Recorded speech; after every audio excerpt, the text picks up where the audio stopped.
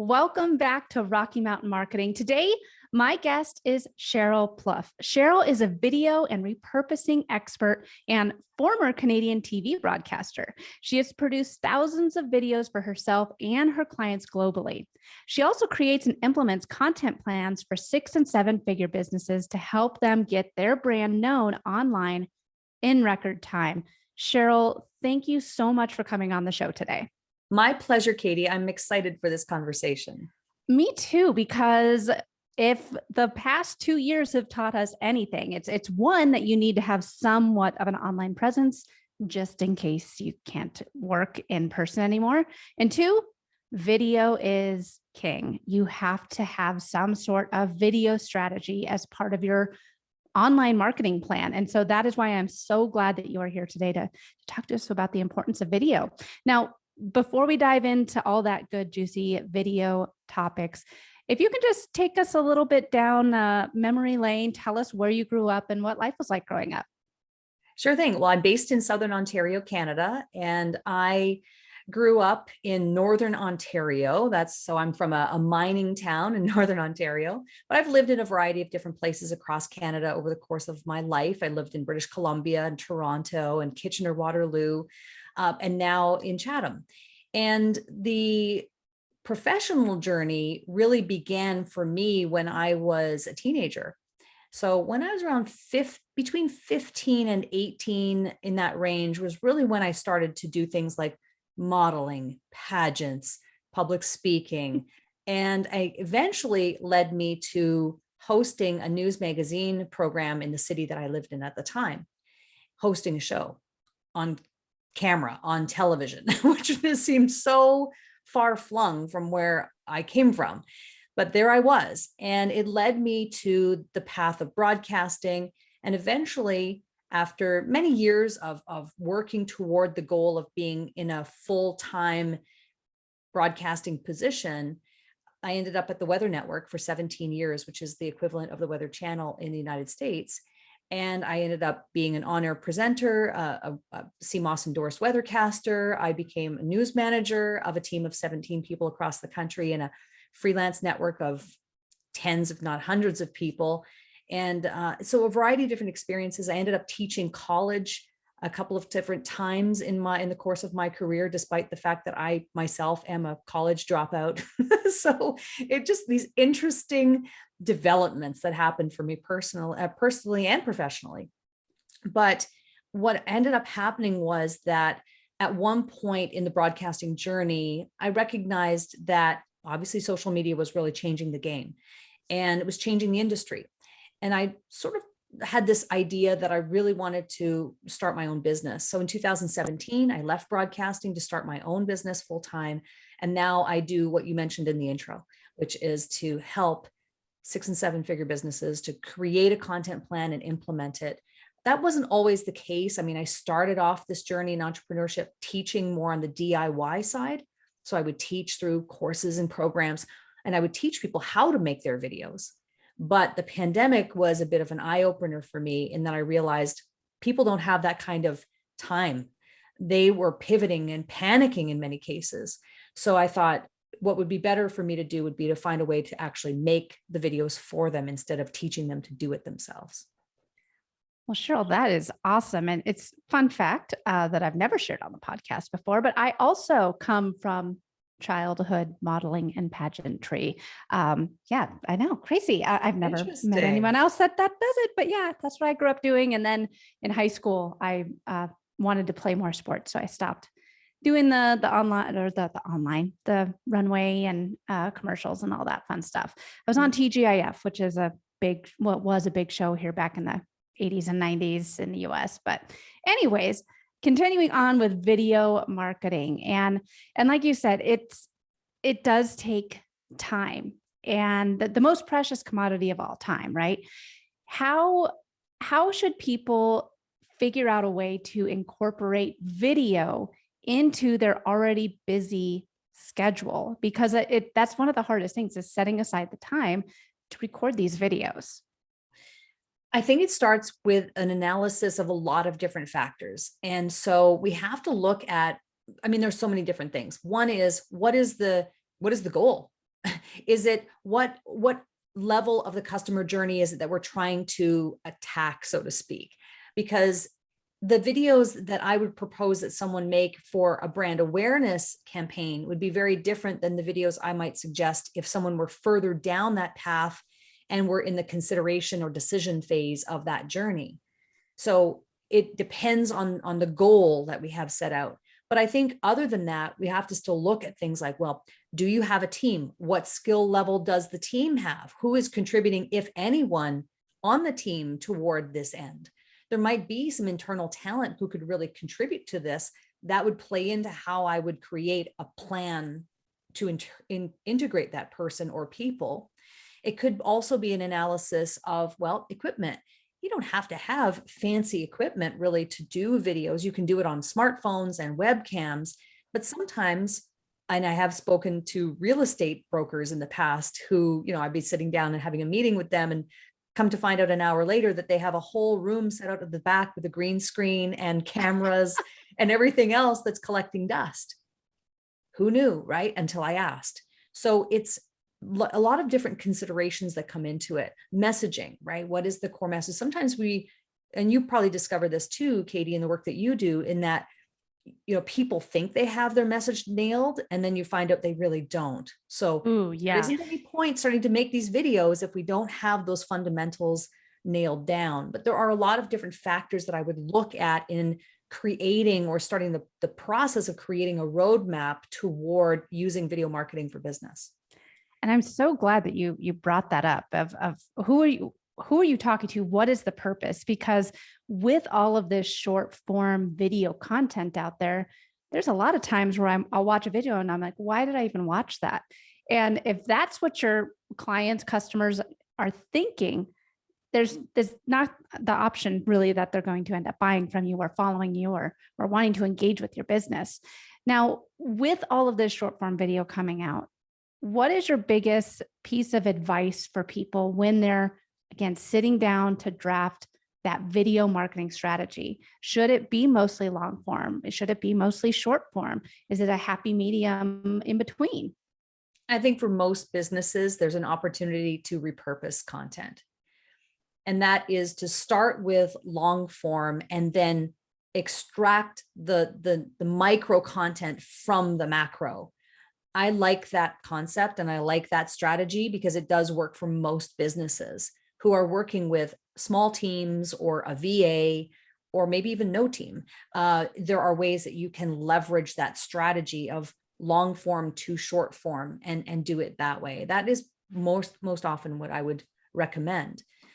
I think that in terms of what the videos are about, I like to position people as authorities at what they do. I have found personally, and also with clients that I've worked with, that is a great approach, as opposed to filling up your feeds with entertaining content only. Just entertainment for the sake of entertainment doesn't always lead to conversion in most cases, to be profitable for the business. It's entertaining and that's great and people follow, but then what? Exactly. Yeah. So I like the idea of taking, say, a business owner or a representative, a front-facing person, a spokesperson of that organization or company, and saying, what nuggets of wisdom can we extract from this person? And how do we position them as a preeminent authority, a go-to person of said thing? So that when people consume that content, and I'm not saying there's not room for entertainment, but I think the authority piece is really what drives more the sales, the conversations, the relationship building, the collaborations, the speaking opportunities. That's really what drives it. Because when you can be positioned as an authority at what you do, good things start to happen. Absolutely. And I'm so glad that you brought up the topic of repurposing, working smarter, not harder. If you're creating a piece of content, how can you repurpose it into other pieces of content for your YouTube or for your podcast or for your Instagram? Talk to us a little bit about repurposing and why it is such an important part of your content strategy. Well, repurposing is a way to multiply your efforts. So if you are creating, let's say, a long form piece of content, a YouTube video, a podcast episode, something of that nature. The first step is someone needs to go through that and curate the clips. Like someone needs to go through that content and have the skill set and the ability to recognize and hear those sound bites. It just so happens that people with journalism experience are really great at that because that's what they've done professionally. That is your job, to do that to deadline every single day and to do it quickly. So I think that it's a natural fit for people with journalism experience to do that process of curation. It starts at that level. And then we start to talk about, okay, now great, we've curated the sound bites. What are we doing with them?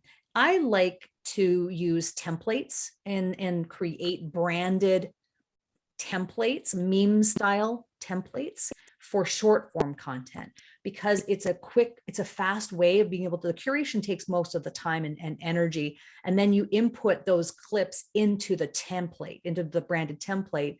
And we recommend doing them in 3 sizes. So you have your horizontal, your vertical, and your square, so that you're able to hit in all the different social platforms in a variety of different sizes, and keeping them short, especially if the strategy is a brand awareness campaign, which is 80% of the time, that is what most people need, is they need more eyeballs, they need more attention. Then under 2 minutes of content is best, for those type of videos. And when I say short form content, I'm not necessarily referring to the TikToks and the Reels. That is micro content. That's like super short. That's like under 15 seconds. I'm talking about short form under 2 minutes. And that's a great strategy to build awareness, because people are more likely to consume that whole, let's say, 1.5 minute or up to 2 minute segment. And you can really share quite a bit of content in the span of 2 minutes. It might not sound like a lot of time, but you'd be surprised to learn how much you can share insights, experience, knowledge, wisdom in 2 minutes.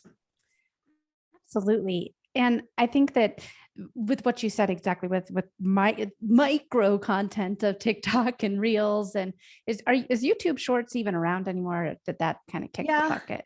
It is. Well, I think that that's the micro content, and that's an entirely different strategy. But the short form content is where you can get in, get that face time. And actually, while we're talking about that, why is it important to have that face time as a business owner, and step in front of the camera? And it's hard. I get it. It is hard to, come in front of the lens. Talk to us a little bit why that is so important. Well, I think it comes down to the fact that people want to connect with people. And that was true before the pandemic, but it's so true now because we as human beings, we need connection. That's what we are built for. It's in us, it's in our DNA to connect with people. So I think now more than ever, it's people want to connect with people. I'll give you an example of when I was at the Weather Network. We had a roster of on-air talent, on-air presenters. And it's like any business, where is most of the cost? It's in human resources. It's in the people that you have working for you. So why would the Weather Network invest so much in hiring all these on-air presenters to present the weather, which really is data-driven? They could have elected for the last 25 years or 30 years to just have data running on the TV 24/7, but they didn't. They invested in human beings to come in and be present and present that weather information in addition to the data that would come up every 10 minutes on the 10s. So why would they do that? Because people connect with people. And it's a really key component, because now that's how you drive audience. It's how you drive connection. And then, the audience would have their favorite people that they want to tune into every day and come back over and over and over again. So to give a little bit of an example of why it's so important, that's what the big media conglomerates do. They hire people to connect with people on screen. Ah, Sheryl, I love that example. Fantastic, because it's so true. Like you said, with weather, especially, it's just a bunch of data, but you have your favorite weather person and you want to tune it. That is such a great example. And it really is true with businesses too. There's a lot of social media people out there. There's a lot of real estate agents out there. And, the reason that people want to do business with you is because of you. And that's what you need to show up for. I think that video has given us the opportunity to connect with our ideal clients and customers in an entirely different way. Whereas, before you had to just hope that somebody would find you in the yellow pages or would find you by Googling in, your job or Denver realtor or Denver social media, whatever, and by showing up through video, you can build your own little personal fan following. And if you go down that path even a little bit further, in terms of the strategy, say, to get found on the first page of Google, that's absolutely possible with organic content. It has more to do with, there's a certain amount of keyword research that's involved in that. There's a certain amount of reverse engineering of the process. I think YouTube is a real key piece in that component if we're talking about the strategy of getting found on Google and generating potentially thousands, if not tens of thousands of dollars of free traffic. It's absolutely possible with the right strategy on Google and YouTube, which of course Google owns YouTube. So it's, again, that's why it's important to understand the goals of a company or an organization so that we can go down the path of what strategy do we need to build for that goal? Because the concept of building content on YouTube is very different than the concept of creating and the systems that might be put in place to create videos for Instagram, for example. And then it gets even more complex when you say, well, I want all. I want both. I want YouTube, I want the Instagram, I want the TikTok, I want whatever. But it's possible. You can absolutely, I believe that, you can do it. You can absolutely do it. It has a lot to do with systems, technology, automation, but the tools exist. One of the things I like to nerd out on is to create those systems and figure out, okay, well, how do we get that automation? What do we do? How do we connect this to that? How do we repurpose this to this? So that's one of the things I love to do the most. So, Sheryl, if someone is listening right now and they have not incorporated video as part of their online marketing strategy yet, what is the single biggest piece of advice that you'd want to give him or her as their journey starts? I would say, well, first of all, you got to jump in, right? You got to jump into video. That is for sure, especially when you consider that the world that we live in now is different and it's going to remain different going forward. It's just the online, the digital, the video, the presence on camera, all of that piece has just been pushed to the forefront far, far faster than we could have ever predicted because of the pandemic. So it's got to have video. But if you're going to go it alone and you're just like, I just need to start this thing, I would just start getting on camera and speaking about your area of expertise. Just start speaking about your insights, your wisdom that you've potentially built over the last 25 years of your career, right? What are those things? What are those nuggets of wisdom, knowledge, insight, information, but with an asterisk? Information alone is not enough. It needs to be information, but context along with it. Because people can find, I can ask Alexa, which I don't want to ask her now because she's going to respond. I can ask Alexa, Alexa, stop. What I can get information at my fingertips, but what's the context what's the spin that you can add to that information as an expert, as an authority at what it is that you do? So my biggest advice is start talking about your area of expertise, be it on your own channels. So you create your own platform in which to speak about those things. I like video podcasting for that purpose. For a lot of people, it's a great solution, or getting on other people's platforms to speak about said thing.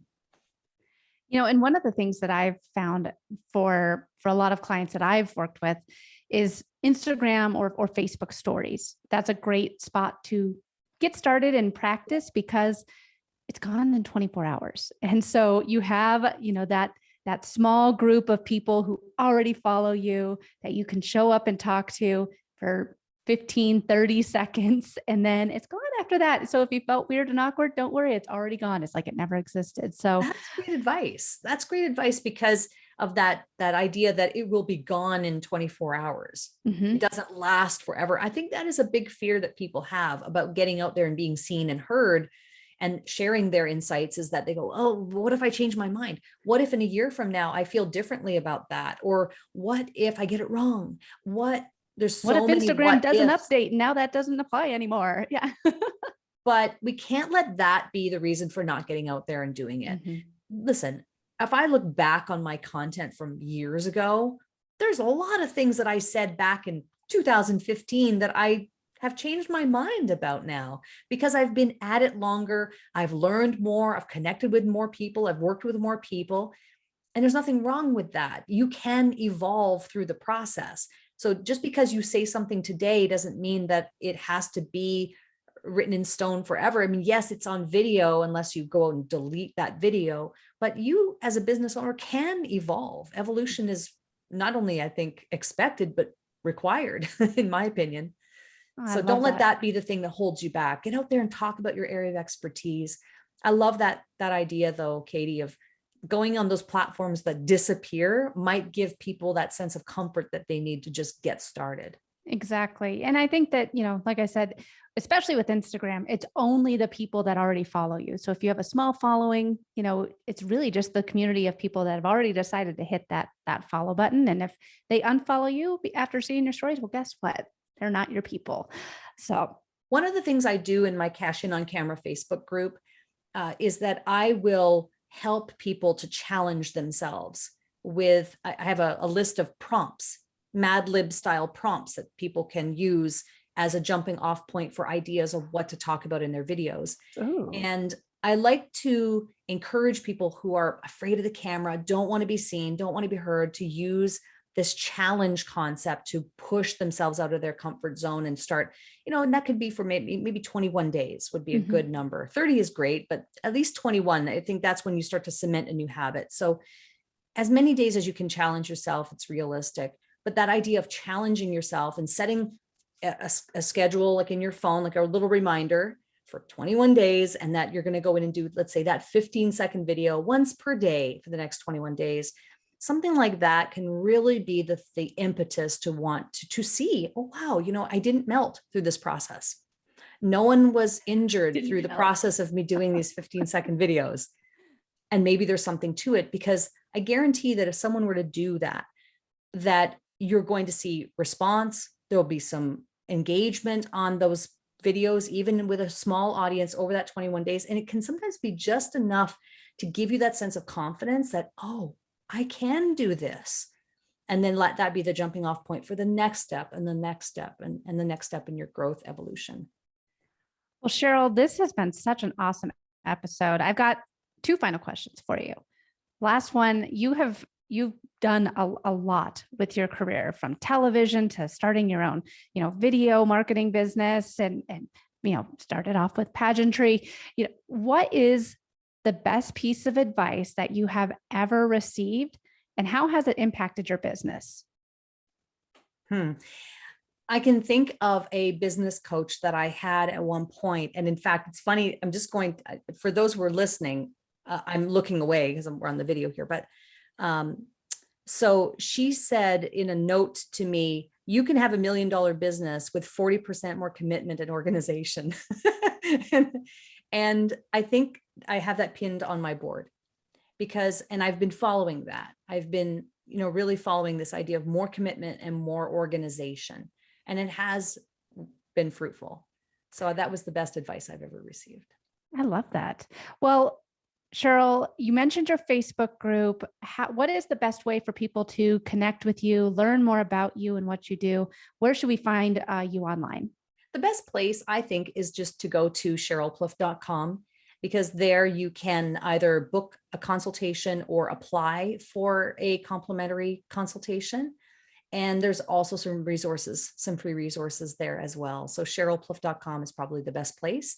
And then you can find me on your favorite social platform at Sheryl Plouffe. Send me a DM, send me a message, reach out, say that you heard me on Katie's podcast, and we can have a conversation. Awesome. Well, thank you again so much for coming on the show today. Thank you so much for having me.